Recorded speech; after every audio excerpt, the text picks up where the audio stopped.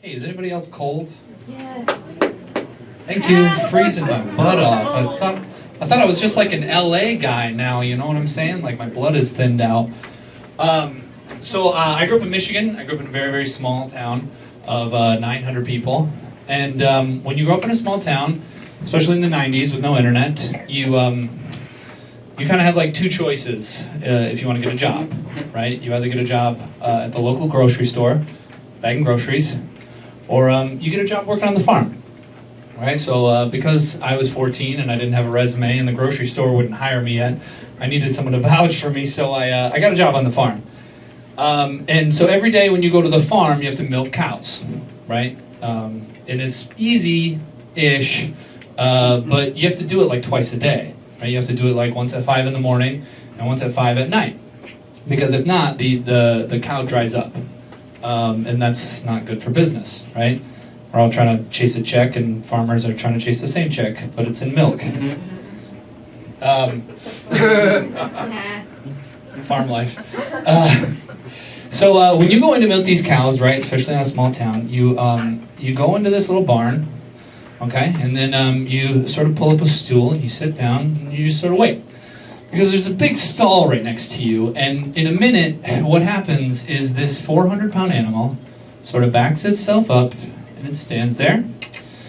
And then you have to slowly and very carefully reach under the cow and grab a hold of their warm, soft, fuzzy udder.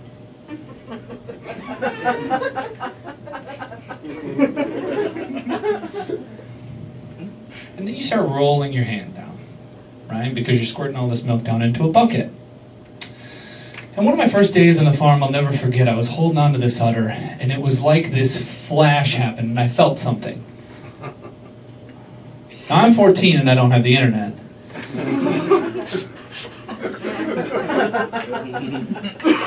It's fucked up, but like, I know what love feels like. Like, I'm in my 30s now. I'm in my 30s, and I know what love feels like now. So in retrospect, I feel like I felt something for this cow. And I swear to God. I rolled down, milk hit the bucket, and I looked up at the cow. And right when I was thinking, am I feeling something? She mooed, she spit, she kicked her leg twice, her tail whipped around and started petting the back of my hair. Right? But I felt it though. How do you argue with feelings, especially a 14-year-old who doesn't have the internet? So look, it's fucked up, right? And excuse my language, but it is fucked up. Because, well, I start to think, right? Like, what if I want to do this? What if I feel something? You know what I'm saying? Like, I couldn't eat meat anymore. Like, I'd have to give up meat. Yeah, I mean, you ever date a girl and come home with hamburger on your breath? That won't work out, would it? But like, I'm still sitting there, right? And I'm still 14, and I'm like, man, this is not what I should be. But then I also think, like, I'd have to give up cheese, too.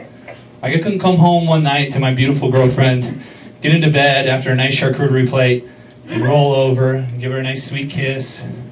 See you in the morning, honey. She would turn over and be like, what was she, French? Were you eating brie? Is that brie cheese on your breath? Right? Like, I couldn't even get into that.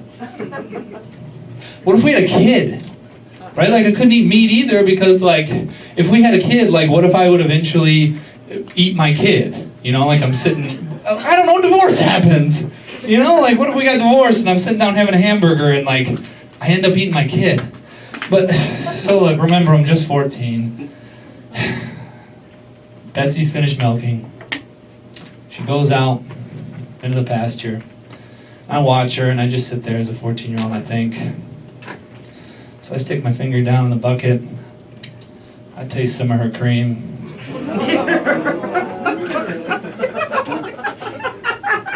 The cream rises to the top. Thank you. Whatever, I say goodbye to Betsy, and that's what it's like growing up in a small town as a 14-year-old with no internet. That's my time, guys. Thank you.